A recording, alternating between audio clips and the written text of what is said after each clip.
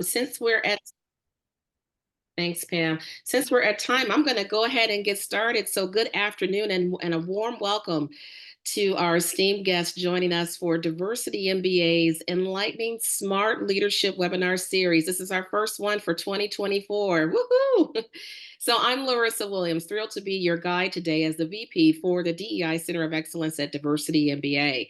It's truly, truly a joy to see you here, whether you're returning or joining us for the very first time. Hey, you're in for a special treat. So brace yourselves because today promises to be nothing short of extraordinary. We're overjoyed that you've chosen to invest your time with us as we go into our monthly webinar series dedicated to nurturing your professional growth and development. And what better way to kick off this journey than by celebrating Black History Month in style? We've lined up a captivating conversation with none other than the renowned author C.J. Gross, whose groundbreaking book, What's Your Zip Code? Understanding and Overcoming Class Bias in the Workplace has been making waves. So joining us in this discussion is our very own powerhouse CEO, publisher, and author, Pam McAvane. Together, they'll be unraveling the intricate layers of class bias and racial disparity in the workplace, promising insights that will leave us all enriched. So I'm real excited about it. But before we dive into today's conversation, I do have a few housekeeping notes. Yes, we're hitting record on today's session, as some of you have already heard, ensuring that the wealth of knowledge shared here reaches even further and is available for our member corporate partners immediately following the session today.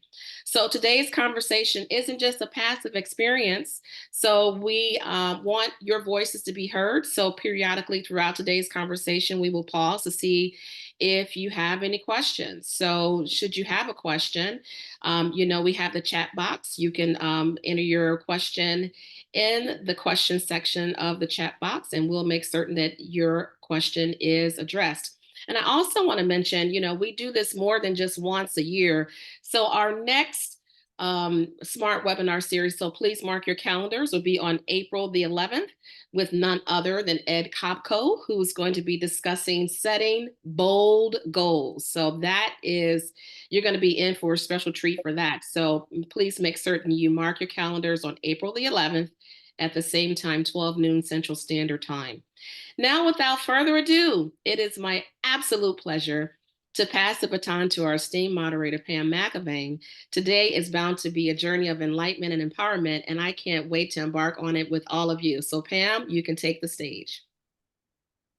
So much, Larissa, so much energy. I'm so excited to follow you. And, I'm also elated to have all of you here and taking the investment of your time to learn more about what's happening in our world of diversity, equity, and inclusion. And so we're going to have like a little interview and dialogue and conversation because we have this expert with us, CJ.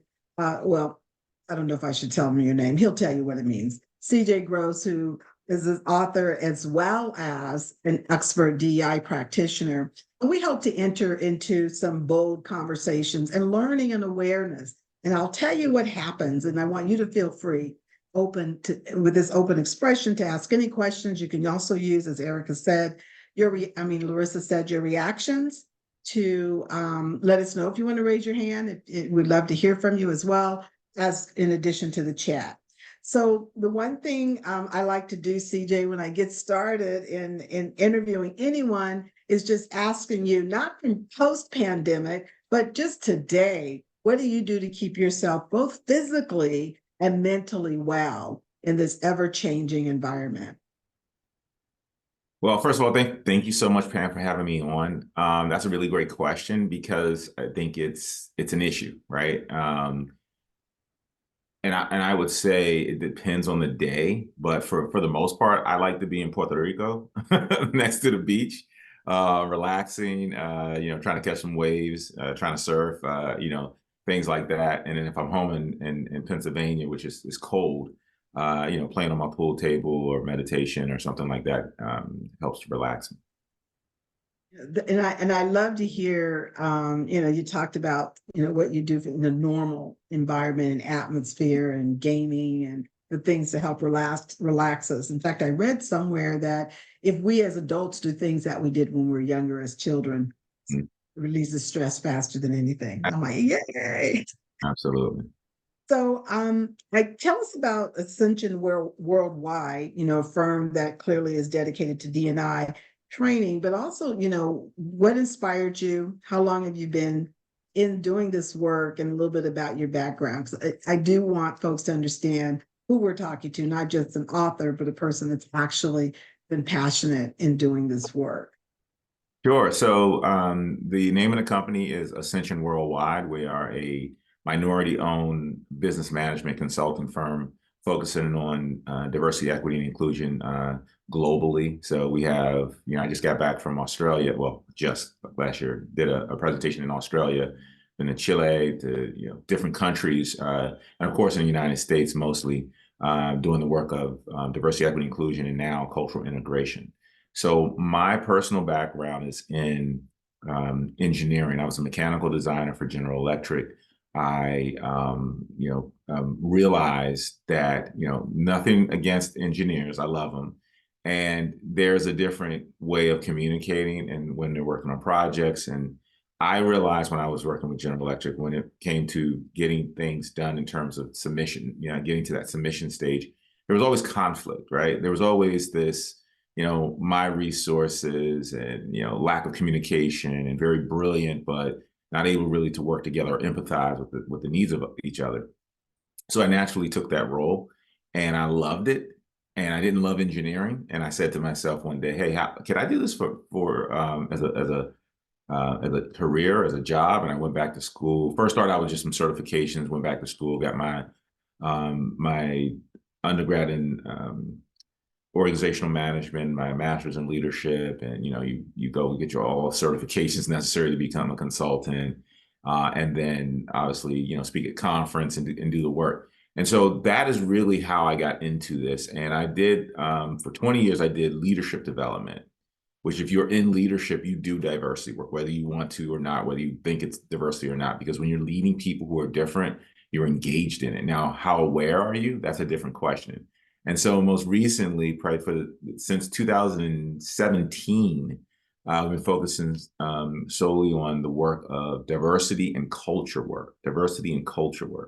And so here I am. And then, of course, the book, the reason why I'm here today, because I saw a need to look at beyond just race, gender, sexual orientation. There was this other component that we all look at life through, which is class, or the classification, which is how I reference it in the book. Yeah, I think your story is really a good one because you're not the first engineer to shift and focus on. But one of the key things, but I do love that engineers really, when you do shift, because you're methodical, you're practical, Right. you think about applications, how you think about integration, and Right. that's great. And also, just for the audience, what degrees did he go back to get? Went back and got management, organizational effectiveness, and leadership. And and I'll be honest with you, CJ, that's kind of where people are getting lost in understanding who's leading diversity, equity, and inclusion. It's these are leaders that require leadership competencies, inclusive behaviors. They're leading a function of integration within others in the organization. And so, and I think that's an opportunity, not just for the academic institutions, for the marketplace to understand the chief diversity officers and diversity executives. These are practitioners that are leaders of driving integration and change in an organization. So when you talk about, your work and your skill development and what you did to reskill and upskill is our leadership competencies that we often forget. And I think that's one of the things that perhaps you and I can, as ambassadors of this, is to make sure we remind our chief diversity officers in this role too, to remind folks that they have leadership capabilities and competencies, and that's what's required as part of this. So thank you for that. And I really enjoy really talking about what's your zip code story, because my background, I come from insurance. I was running insurance. This is what reminds me when you say that. I was running insurance companies for years, and zip code was one of the areas that the actuaries looked at in terms of loss control and impact and making rate adjustments. And that's where redlining came in, you know, lower level zip code, higher loss, higher rates, so on and so forth. So when I read your book, got your book, I was like, oh my goodness, this is what this reminds me of, and how you bring that forward in such a real way. And when you think about what's your zip code story, there's so much in that, right? There's so much in there. Culture, experiences, socioeconomics, education, right? All the systemic things around structural racism, institutional racism, systemic racism, all that stuff comes within the zip code, if you will. If you're inside of it, navigating, or outside of it. And then to go on and then talk about, you know, a little bit more, you know, and talk about class differences and division. It reminds me, and with your academic background too, kind of reminds me of, hey, this is a good classroom case study. Sure. But you know, what inspired you to, before we get into the depth of this, but what inspired you to really write a book that focused on, you know, class division, on migrants and immigrants, intersectionality, to really get into a different perspective and lens of sharing the story of the impact of DEI? Sure. So I read an article, the Harvard Business Review, about what was the lady's last name? Joan, and her last name will come up, but the title of it was how DEI should be a part, or why DEI should be a part of the why class bias, the conversation around class, should be a part of the DEI conversation. It was a Harvard Business Review article, and it got me to thinking. And then shortly after that, I had a conversation with a colleague who ended up passing away, but he's an older African-American man who grew up in a wealthy community, and he was gay. And as I was talking to him, and he was talking about being excluded, and I was thinking to myself, oh, he has way more biases against him than me because I'm younger, and because, you know, so. But when he started talking about how he grew up and where he grew up and who, you know, the people he was connected to, and being excluded from the country club versus the YMCA, I said, okay, there's something different here. And then finally, I had imposter syndrome when I spoke at the 2019 SHRM, Society for Human Resource Management Conference on Inclusion. And I remember I was talking about class, and I was talking about, it wasn't the story yet, but it was just a class concept. And I freaked out. I did not want to deliver this presentation. But when I realized is I talked to 3 people, you know, days before my presentation, and I realized that I learned a little bit about each of their stories, different races, different, you know, backgrounds, but all had PhDs and were struggling to really create the impact. And I was like, it's not just about education. It's not just about race. There's something else here. And when I gave that presentation at SHRM, 62 people showed up, and at the end, 60 people would not leave. People were crying, tears were coming down their eyes. I wish I could say it was because I was such a wonderful presenter. And what I realized is that everyone wanted to feel heard. They wanted to be seen, and they wanted to be supported. And I realized that they each had a story, and they came from different places in the world. And that's when I realized this is a zip code story issue. And the more we learn about each other's zip code story, and not just classify people as based on race and gender, sexual orientation, or how many times you ever had someone say, oh, that doctor, the doctor down the street, or the administrator, we classify people so much. That's really what the emphasis or the motivation for writing the book. It wasn't actually writing the book. I didn't want to write a book. So that was the motivation, I would say. And you know, I get that, and I appreciate that, because what you did really was reminded people, this is not new. This is not a new concept, even from the Harvard professor who decided to revisit it. You know, this has been something when you think about 30 years ago. Remember when folks you'd be in the room and they say, step forward if you lived in a neighborhood with trees, step back if you live in a neighborhood with no trees, step forward if you live in a neighborhood with paved sidewalks, step back if and it goes on. And I remember being in a workshop back in the day when they would teach, they were teaching bias then and trying to bring the similarities together across ethnicities and genders.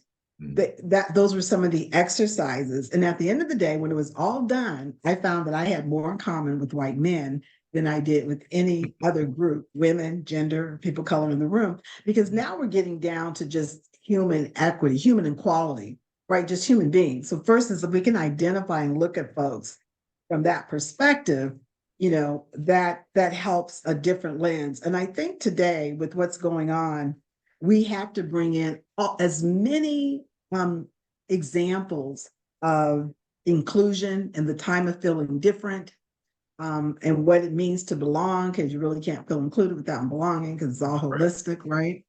And everyone has experience to share, but it's how we're telling those stories and being transparent so no group feels excluded, so that white men specifically don't feel excluded because you're targeting this without telling the story.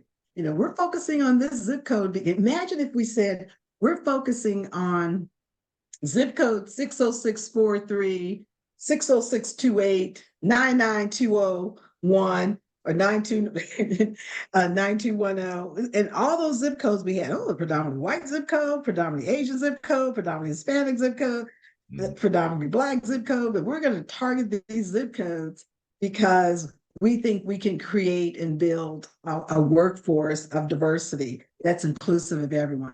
The people will look and say, oh, wow, we're all in these zip codes. And Absolutely. Being transparent. And I know that's really a basic thing, but it really, I think, opens up the lens when you're thinking about who is diversity, equity, and inclusion for. So I appreciate you sharing that story, but I just wanted to ask you, because this is something that kind of stuck to me when the question we're thinking about is where, your book actually addresses intersectionality of class bias and racial disparities in the workplace. And so talk a little bit about, how class division, shows up and sometimes is subtly overlooked, but from systemically, it embeds itself within the culture because no one may be really paying attention to those idiosyncrasies that different individuals would really have a lot of commonality in, but they don't get to recognize it or ever have an opportunity to talk about those similarities because there's so many other things in the way of it. So so going back to what I'm asking, how intersectionality of class bias and racial disparities is impacted in the workplace. What are some of your thoughts and some of the things that you're asking folks to think about when they're in this space? Well, the first thing is to think about class is hard to do because there's that old story that two younger fish are swimming past an older fish, and the older fish says, "How's the water?" And the younger fish swims by and says, "What's water?" Because we are so engaged in our environment, we don't even realize that our brain, without intention, awareness, or control, I call it classifying people, places, and things without even being aware of it because it is so closely aligned with the DNA of our community, of our society. So since we were a hunter and gatherer society, we use class or classification to decide when we went to go get food, to make sure that we didn't become food, or to make sure that when we were in relationships or we procreated with, so that we could develop and we could grow, right? And so the only way to do that was for your brain to classify a person or place or thing to see if it is safe, physically and emotionally, right? A long time ago, it was more about being safe physically. Now it's also emotional and depending on where you come from. So that's the first part of it, right? So we are using this kind of classification system, and I say we, the brain, without attention, awareness, control, the brain is doing this, right? When you go to buy a certain type of car, when you go put on some shoes. So if you're just bumming around the house, you're just like wearing whatever. But if you go on an interview, if you're going to make a statement, if you're trying to if you want influence, right? You're going to think differently about the shoes and the clothing that you put on. And maybe if you're a guy, like, oh, this watch, this will impress someone. it's not a good thing, it's not a bad thing, but we are doing this every single day to down to what we eat, who do we go to lunch with, who do we accept meetings with, so we're doing this, and it's so much a part of the way we operate that it's easy not to be aware of it. And so again, to bring in the racial part, in my book, we identify 8 different categories of class bias. And so race falls within that, right? And so there was a really great movie that I watched recently called Origin, which came out of the book Caste by, I don't know why these names are Isabella Wilkerson, I believe it is. Yeah, Isabel Wilkerson wrote a book called Caste, and it really talks about the same thing, right?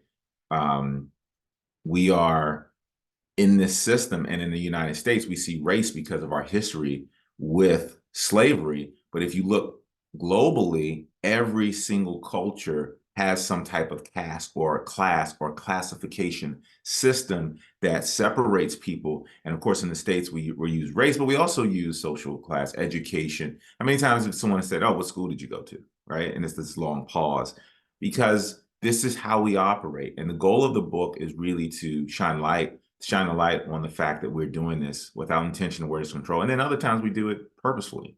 You're looking at a resume, and all of a sudden you see Harvard, you see Brown, you see a certain school, and your brain goes, you might not say anything about it, but your brain wants to say, okay, this person is smart, obviously. And so the book is really just to bring light to that, and then race would fold into it. It's not a separate thing. It is a part of classification.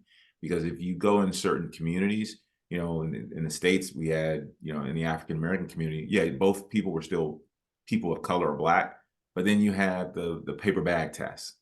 And then in our churches, you have a hierarchy there too, but we're all people of color, but we're still ranking one another. So race falls into this. It's not excluded. It's a part of it, but it is not the totality of it. And that's the purpose of writing that book.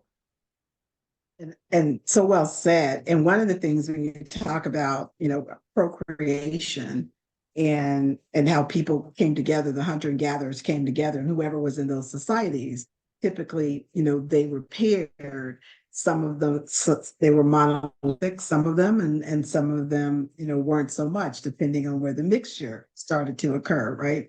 But when you look at procreation today of just individuals, in our population, 33, just in the last census, 33.1 million people checked multiracial.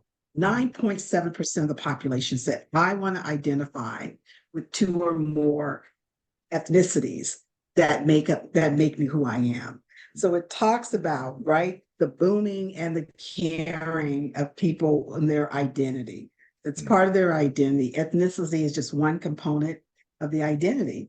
And, and then when we, take the global lens and you're talking about race and classism, we have the nerve to not even want to use oppression. But go talk to folks that are in Europe, that are in Africa, that are in Asia. Go talk to other people around the world, and they will use oppression as versus microaggression, right? Or versus inequity. They will talk about what that real feeling is. And then when you're talking to somebody who's using that language and around racism that they're dealing with every day, and then you kind of like pause and you have to think about, okay, how does it look like? How does that show up for us here in the United States?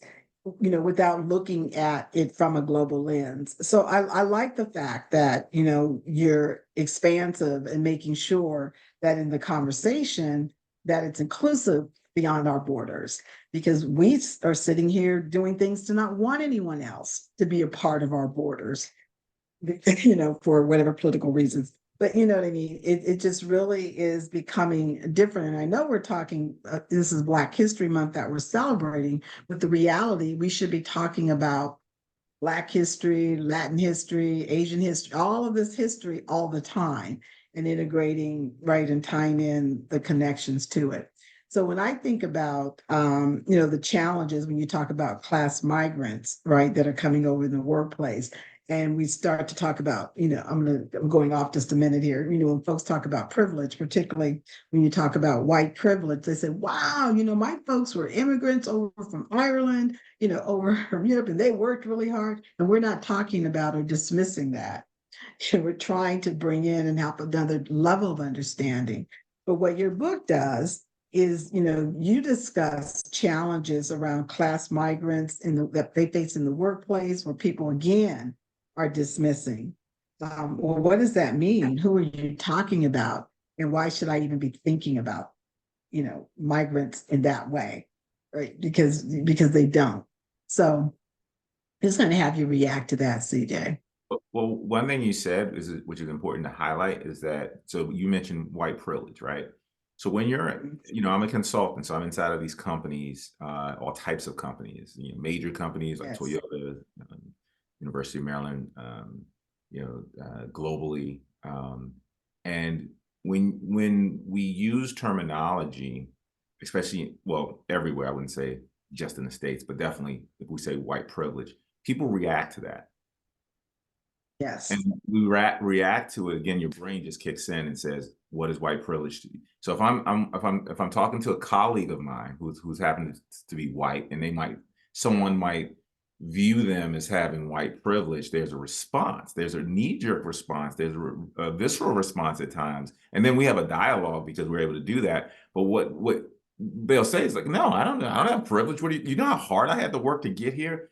And so That's right. I think symbolism becomes another challenge, and it's the reason why we kind of find ourselves stuck in this place in the States, and definitely in this work of diversity, equity, and inclusion, because we immediately say, oh, you're a liberal, you're a conservative, you are this, you're a person of color. I had someone, say to me during COVID, and I get why they were saying this. This is we had a mask on, and everyone was wearing masks, and they said, hey, this was a person who was liberal, who was a part of this work. And they say, hey, if you go into the store, you're going to be careful because you're a person of color, and I know they meant well, but what that does is it creates this language around identity, that you must be on this side or that side. You must be pro or for a specific person in politics or whatever it is.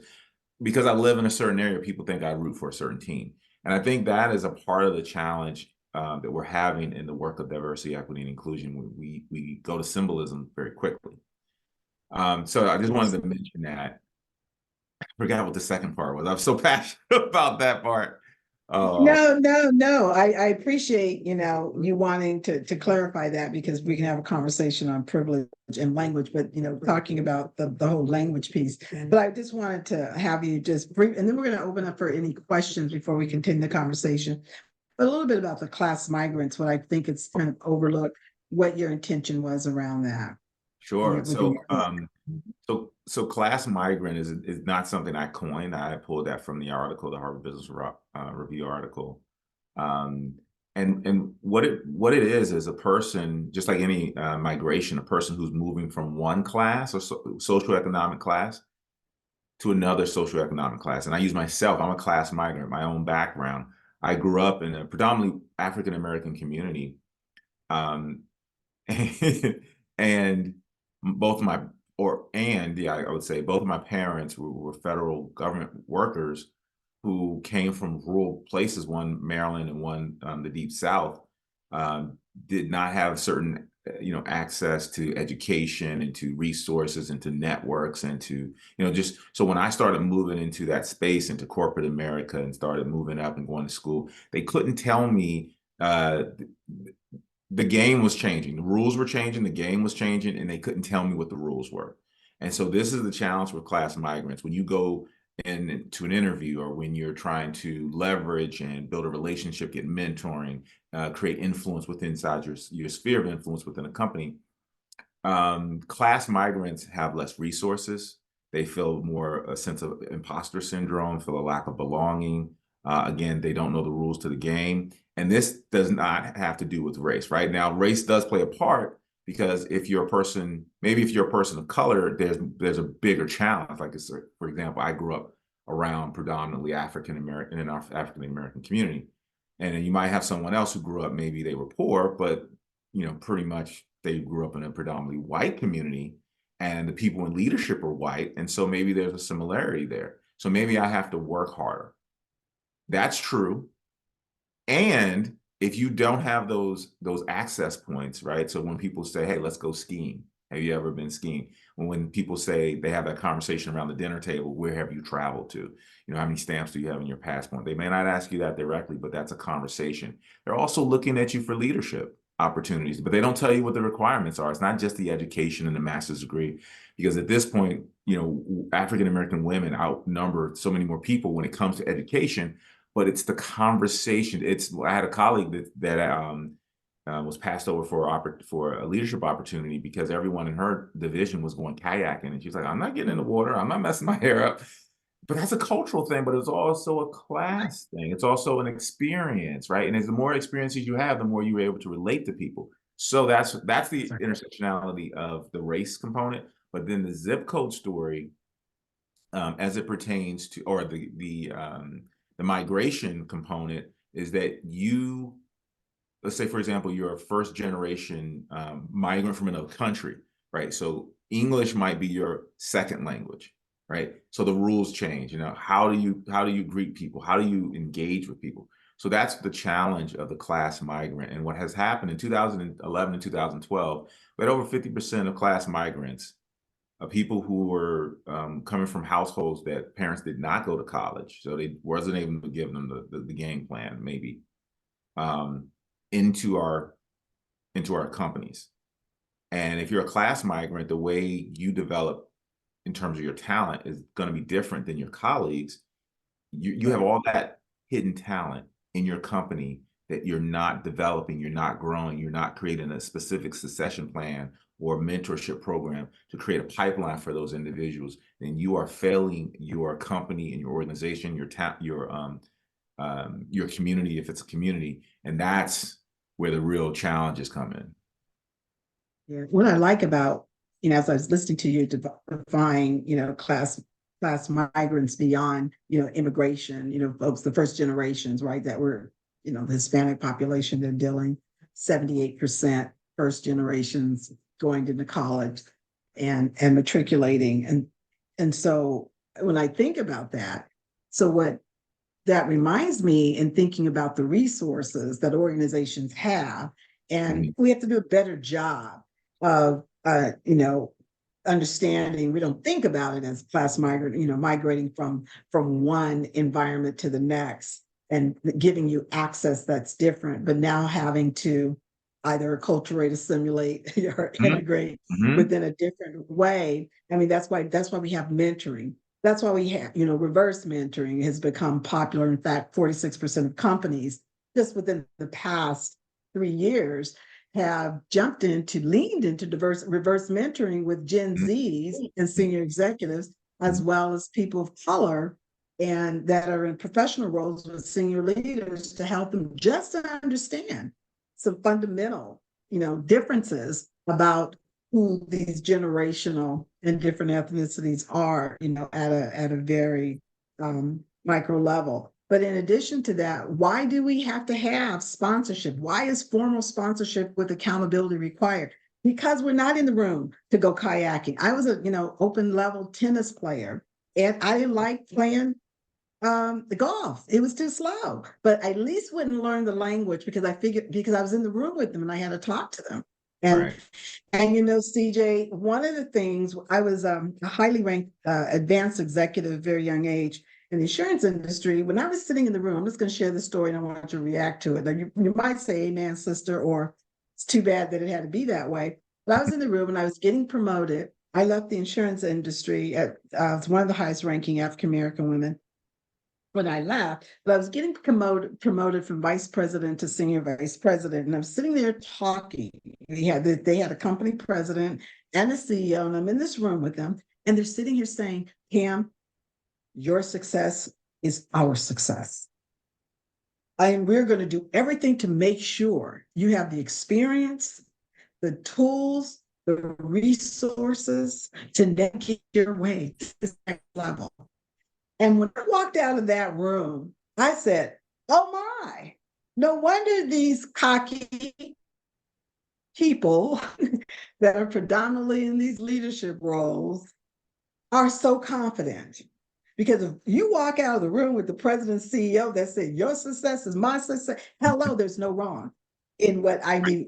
So now we get into the tolerance level and the understanding of why I don't want to get into the go kayaking, that I just spent $100 on my hair. So don't ask me to kayak with you. And I didn't take swimming lessons either. So I'm afraid of the water. So don't have it, kind of thing, right? And you get into those cultural things that you don't care about.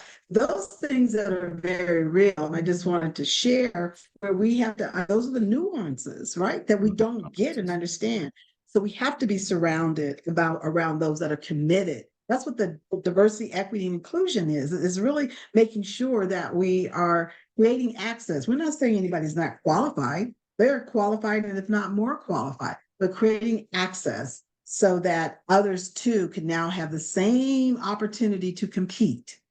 And I'm just going to say this, CJ. I'm going to say this and we're going to open it up for questions. But I'm just going to say some of the agitation and pushback that we're getting from white males that are feeling excluded, and I agree that there's a part of it that we need to do better around how we communicate transparency in what we're doing. But you're having to compete. Diverse slate, access programs are just saying you now have to compete. It is no longer an entitlement just because you're part of a certain group.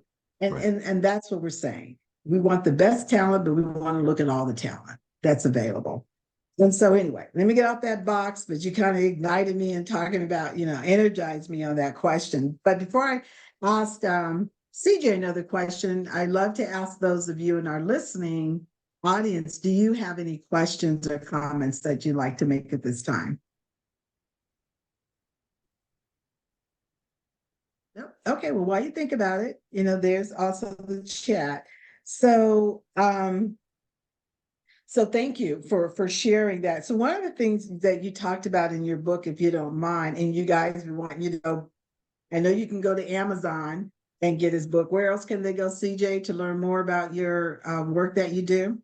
Sure. I mean, they can type in my name into the internet, CJ Gross, and a lot of stuff will pop up. I have articles like Harvard Business Review, of course, the book, the What's Your Zip Code Story, Understanding Class Bias in the Workplace, and my company, Ascension Worldwide. So, so either Ascension Worldwide or CJ Gross, and I'll pop up. That's a great thing about the internet story, right? Oh, you guys can also put in Pam McElvain and you'll see my articles from the New York Times and Washington Post that just came out on diverse slates. We did quote Harvard though, CJ. Oh, nice. We let them in on the story too. Nice. But hey, so do you share, you said that you had like, I think was it 9 to 10 things that you have folks think about? That's in your book, and you don't have to go really deep, but do you mind just kind of highlighting like what those are to help folks in navigating? Because I'd like to hear those. Thanks. Sure. So the first thing is the core of the book is really about your personal narrative. The zip code story is your personal narrative. It's not just about where you grew up, it's about how you grew up. It's about the sights and sounds outside of your door, conversations around the dinner table, all those things, right? So understanding, introspectively looking at your zip code story and seeing how that might give you an advantage or maybe not, or just what it looks like. And then also looking at the zip code, or understanding or being curious about the zip code story of other people, especially if you're in leadership positions. Now, in order to do that, we take you through, of course, my zip code story. I interviewed other people internationally, stateside, from different backgrounds. We defined the 8 class categories that are biases in the workplace. We talk about, which we've already discussed here, class migration. Who's a class migrant? What it is? What are the challenges? And I wrote a whole chapter on mentorship. And Pam, you mentioned mentorship. I'm so passionate about it because without mentorship, it is really hard for classes, specifically class migrants, to move up or around or through the career lattice, and how you develop and grow in this process. And then for leaders, community leaders, company leaders, HR professionals, I give some advice on how to create a sense of belonging for people who have different backgrounds and in different, you know, identities within companies and organizations that identify what belonging is, what are the challenges with belonging, and what are some of the things that you can do in order to connect with people to create a sense of belonging, because it's not just 1+1 = 2. It's not like if I invited you to this meeting and now you're in the room, do you feel confident and comfortable to put your hand up or share an idea? So one is inclusion, one is belonging. That's the short. Okay. And now I want you to go through the 8, but real quick, let me just say, you can't have one without the other if you're being holistic about creating a culture Right. of change, right? So just so folks are clear, you can't say we're being inclusive and now we're going to decide to go do our strategies around belonging. Just putting that out there, because realistically, I just finished my chapter 2 on that. You can't have one without the other if you're holistically committed to the change, right? And by the way, on mentorship, you know, peer-to-peer has become the #1 mentoring. 80% of the companies do peer-to-peer mentoring in both informal and formal programming. Nice. Just FYI. So you're absolutely right in terms of its embeddedness. But I just wanted to throw that in there. Continue going. These are good. Yeah, so I guess I'll share the 8 class bias. That's what you wanted me to share. So the That's what it is. Yep.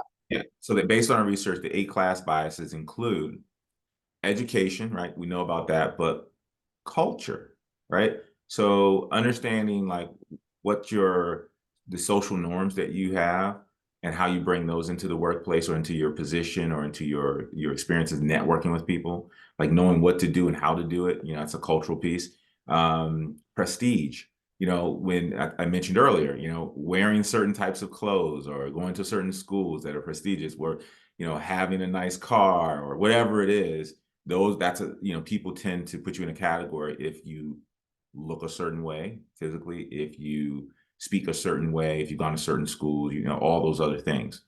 Um, Occupation, right? That's the 4th one. How many times have we said, and you know, what's interesting is when people talk about their kids and if they are in medical school, their voice change and they slow down a little bit. Oh, my daughter is at this school because she's in medical school, you know, right? I mean, because we're so proud, right?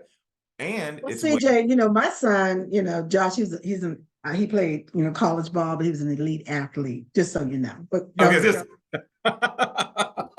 right. He was at D2, you know. Yeah. So we do those things, and it, you know, not to go into the brain science because we don't have time, but that's another important part, because in the brain, as we're talking about ourselves or someone else, we're having a visceral response, right? And if someone else is similar to us, our mirror neurons are kicking in and we're engaging in a different way. We're getting a dopamine shot. But anyway, so that's occupation. And, you know, we have so many times, oh, what do you do? What does your mom do? What does your spouse do? You know, the 5th one is heritage.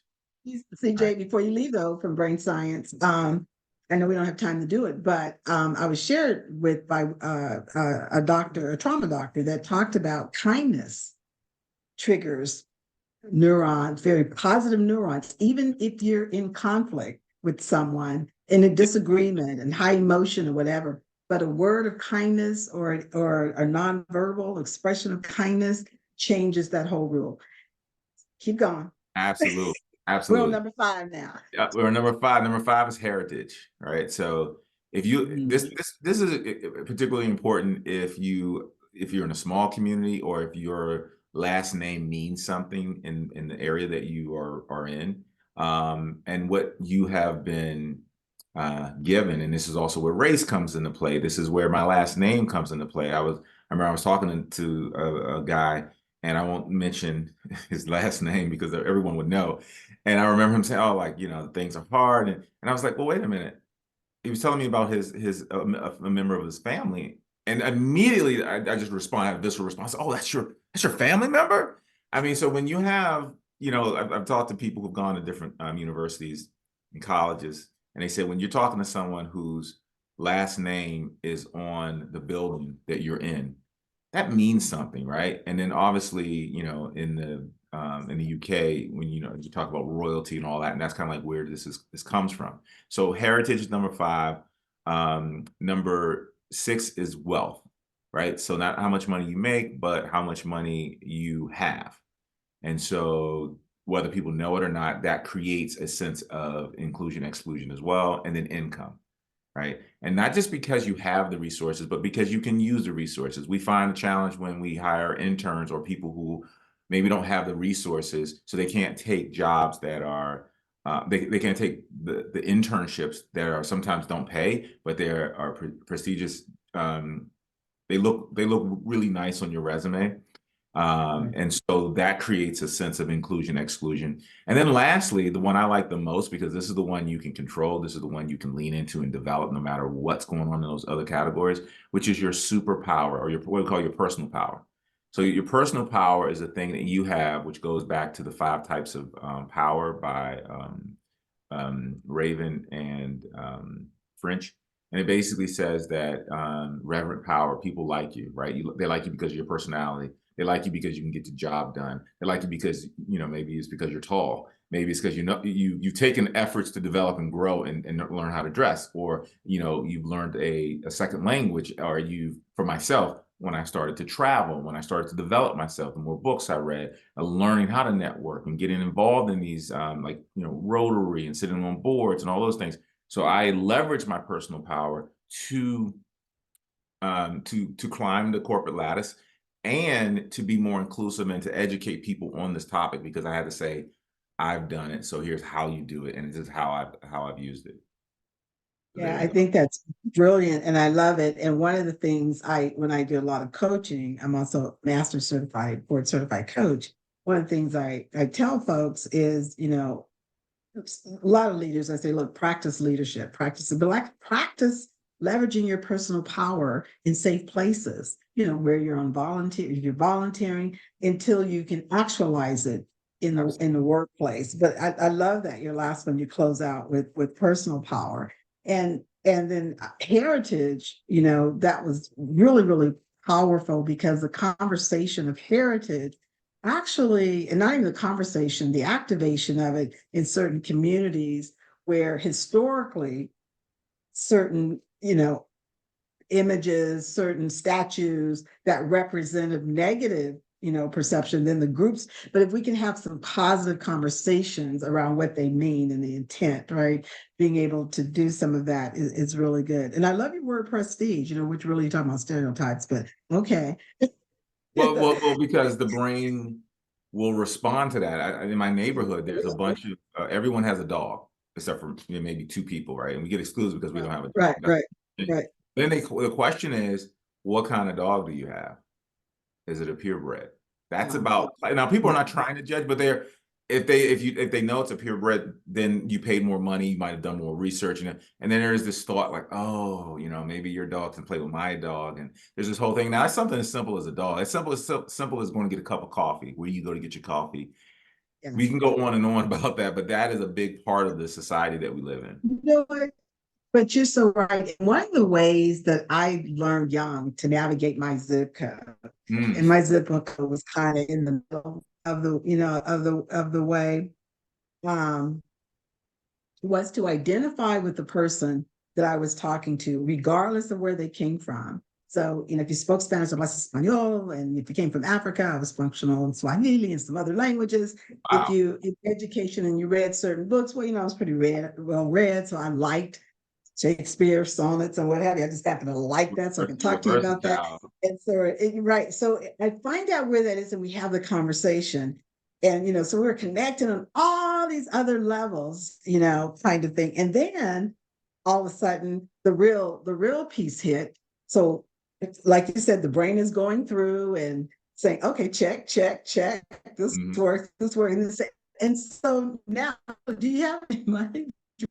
Background, the other kinds of things. Tell me about the family. And so by the time I got there, the whole dynamics changed, because I connected at such a different and personal level with them that at least they said, well, I don't care where you are. You're the kind of person I want to know, da, da, da.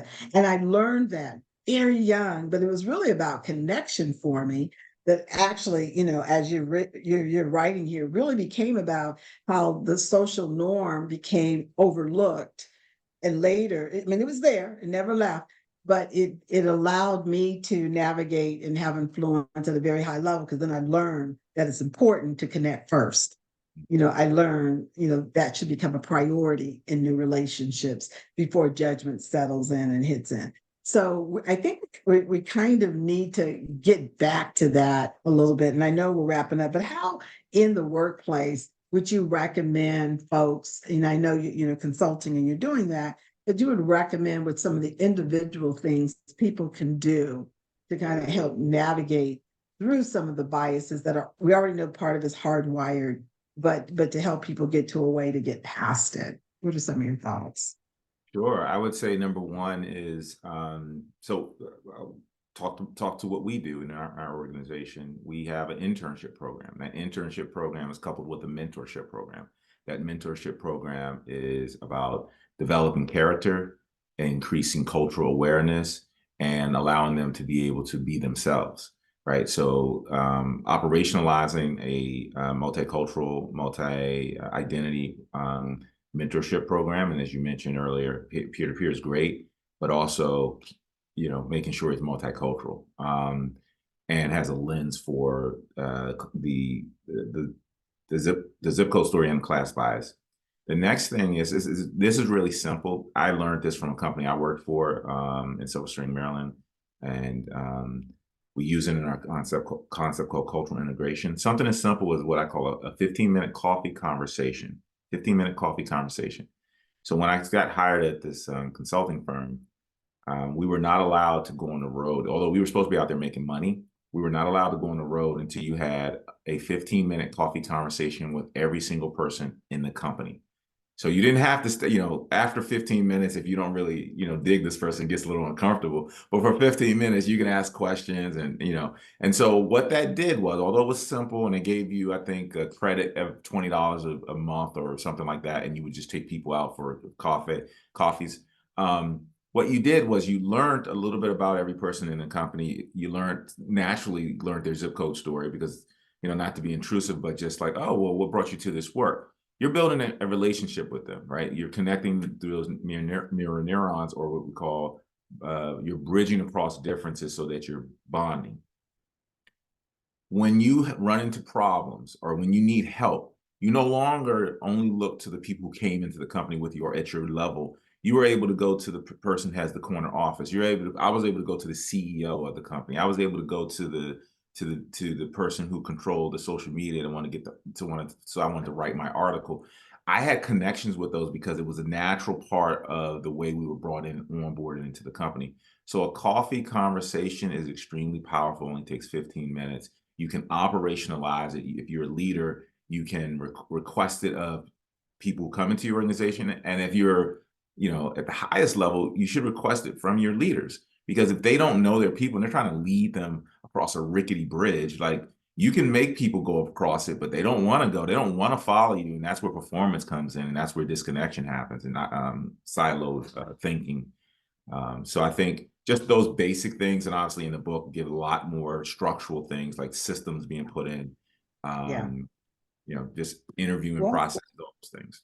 I love it. I love the coffee conversation. And when you talk about cultural integration, so that people understand that's about experiences, cultural competency, it's about understanding at a different level, but experiences now to really understand not just global cultures, but even folks here, right? US-centric cultures, and that coffee conversation. I love that. That's a definite way. And I always call mentoring moments. I said, if you ask a senior leader or a person that you admire for a mentoring moment, that's not intrusive. You can get advice and you never know. Maybe they will, they will formalize something if the system's in place, but not that. And then also internships and mentorships. I love the way you position it multicultural. Most of the reverse mentoring programs are, that's the number one, informal internships and formal is the number one hiring practice that companies have. So everything you talked about is with intention, CJ. So I love it. I love the fact that you dissected, where you actually are from, to be able to tie in your entire experience, your entire life through your personal narrative to help you get through any scenario, I think, that you may encounter. So I want to thank you first up front for the work that you dedicated to do. And I understand what it takes to write a book, and this kind of book, to take what you learn and what you've read and now bring it together for us. This sounds like a guide that everybody should have. So thank you so much, CJ, for your sacrifice of time and commitment to change in this space. So as we wrap up, I'm not sure if there's any other questions, so I'm just going to ask CJ to leave us. Well, he did give us two tips, but if there's anything else, a statement you'd like to wrap up with, CJ, for folks as they leave. Remember, you can just Google, CJ Gross, and everything will come up, and you'll be able to be a part of his community and his resource network. I would say that the challenge for any person is that if you're working with someone, and this could be hybrid, virtual, reach out to someone either you don't know well within your company, organization, or community, or someone you have opposite views of, and invite them to a coffee conversation. Say, hey, let's go get coffee. And some people might not take you up on that, but you'll be surprised the outcome that you'll have just by sitting down and not telling someone about your story, but trying to understand their story. That's powerful. And I think that is the one thing that I want people to take away from this book: expanding their zip code story by meeting new people, going new places, and trying new things. Creating curiosity. I love that. So with that, I am definitely going to, I am definitely going to, I am definitely going to do the 10-minute coffee conversation. There you go. 10 minutes is fine. Definitely going to do that 15-minute conversation and someone that I know I may have a disagreement with, or we disagree, just separate opinions, so I can learn to respect a different perspective. I had someone in my neighborhood who was a Trump supporter, and again, that's going to have a response for some people, right? But it doesn't mean anything. I'm just saying that. I should say, but number one, not the second part, right? But anyway, and this guy was flying a Confederate flag. So I want to say all those things to say that we still sat down and had a coffee conversation, and he was surprised that I was just listening. And I won't go into it because of time, but his behavior changed because he was curious about him.